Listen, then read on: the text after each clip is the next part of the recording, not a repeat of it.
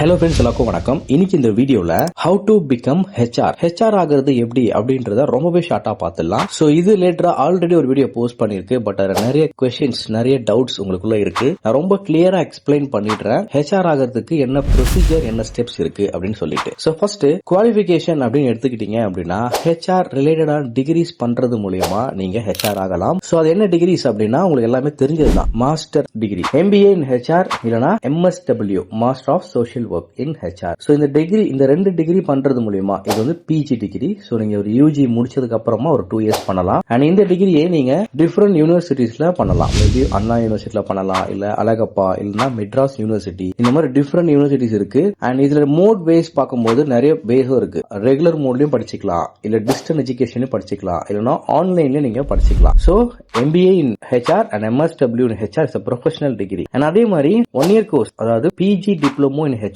and PG diploma in labour லா, இந்த மாதிரி 1 year நீங்க UG முடிச்சதுக்கு அப்புறம் PG post graduate diploma in HR related studies. So இது நீங்க 1 year பண்றது மூலமாவும் நீங்க தாராளமா HR ஆகலாம். அண்ட் இன்னொரு விஷயம், ப்ரோ என்கிட்ட எந்த டிகிரி இல்ல, நான் ஒரு சிங்கிள் டிகிரி படிச்சிட்டேன், நான் ஒரு BCom கிராஜுவேட், நான் ஒரு BCA கிராஜுவேட், நான் ஒரு இன்ஜினியரிங் கிராஜுவேட், அவ்வளவுதான், அதுக்கு மேல என்னால படிக்க முடியாது, என் வீட்லயும் சுச்சுவேஷன் இல்ல, பட் நான் HR ஆக முடியுமா அப்படின்னு கேட்டா yes, still you can become HR. நீங்களும் HR ஆகலாம். சோ அது எப்படி அப்படின்னா, நீங்க ஒரு சிங்கிள் டிகிரி வச்சிருக்கீங்க அப்படின்னா ஜஸ்ட் இந்த சோர்சிங் நாலேஜ் அண்ட் ரெக்ரூட்மெண்ட், இந்த ஹையர் பண்றது, இந்த மாதிரி சின்ன சின்ன விஷயங்கள்லாம் நீங்க கொஞ்சம் கத்துக்கிட்டீங்க, தெரிஞ்சுக்கிட்டீங்க அப்படின்னா நீங்களும் HR ஆகலாம். சோ நிறைய கம்பெனிஸ்ல ஸ்கில் செட் பேஸ் பண்ணி கூட எடுப்பாங்க. அப்ப சிங்கிள் டிகிரி இருந்தா கூட ஓகே, அவங்களுக்கு MBA தான் படிச்சிருக்கணும், PG தான் படிச்சிருக்கணும் அப்படின்னு கிடையாது. சோ சின்ன சின்ன கன்சல்டன்சி, ஜாப் கன்சல்டன்சி எல்லாம் இருப்பாங்க, ரெக்ரூட்மெண்ட் ஃபர்ம்ஸ், ரெக்ரூட்மெண்ட் கம்பெனிஸ் எல்லாம் இருப்பாங்க. மினிமம் சேலரி இருக்கும், ஒரு ஃப்ரெஷரா எடுத்துப்பாங்க. சோ அந்த மாதிரி இடத்துல நீங்க போயிட்டு உங்களுடைய ஒரு 3 months 6 months நீங்க அங்க ஒர்க் பண்ணிட்டா கூட போதும். எடுத்த உடனே உங்களை ரெக்ரூட்மெண்ட் தான் விடுவாங்க. சோ ரெக்ரூட்மெண்ட் அப்படின்றது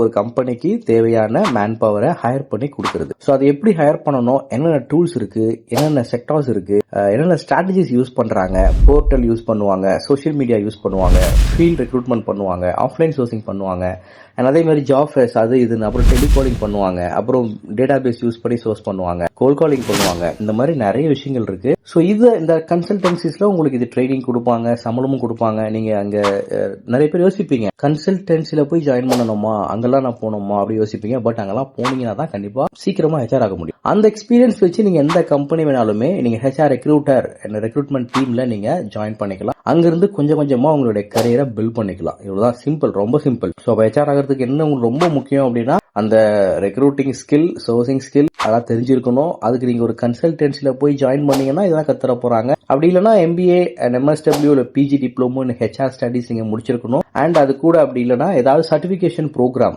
நீங்க HRல ட்ரைனிங் ப்ரோக்ராம் ஏதாவது நீங்க எடுத்துருக்கணும். ஸோ ட்ரைனிங் ப்ரோக்ராம் எடுத்தீங்க அப்படின்னா அதுல உங்களுக்கு ரெக்ரூட்மெண்ட் திங்ஸ், சோர்சிங் அண்ட் பேரோ, லேபர்லாம் எல்லாமே சொல்லி தருவாங்க. ஸோ அதை வச்சு நீங்க உள்ள போய்க்கலாம். அண்ட் அதே மாதிரி எல்லாராலையுமே HR ஆக முடியும். அண்ட் அது கூட நீங்க IT ரெக்ரூட்மெண்ட், நான் IT இது மாதிரிலாம் போகும்போது கொஞ்சம் கம்யூனிகேஷன் டெவலப் பண்ணிக்கோங்க. இது போதும் HR ஆகிறதுக்கு, பெரிய விஷயம் கிடையாது. பட் HR ஆயிட்டீங்கன்னா ரொம்ப நல்ல விஷயம். நீங்க நிறைய பேருக்கு வேலை கொடுப்பீங்க, நிறைய பேருக்கு வேலை வாங்கி தருவீங்க, நிறைய பேருக்கு பினான்சியலா நீங்க சப்போர்ட் பண்ண முடியும் உங்களுடைய தொழிலை வச்சு. ஸோ HR ஆகிறதுடைய இம்பார்ட்டன்ஸ் புரிஞ்சுக்கோங்க. எல்லாருமே HR ஆகுங்க அப்படின்னு நான் சொல்ல விரும்பல. உங்களுக்கு பிடிக்கும், மத்தவங்களுக்கு வேலை வாங்கி தரது உங்களுக்கு பிடிக்கும், மத்தவங்களுக்கு ஒரு ஆப்பர்ச்சுனிட்டி கொடுக்கறது உங்களுக்கு பிடிக்கும் அப்படின்னா கண்டிப்பா நீங்க HR ஆகுங்க. நன்றி, வணக்கம்.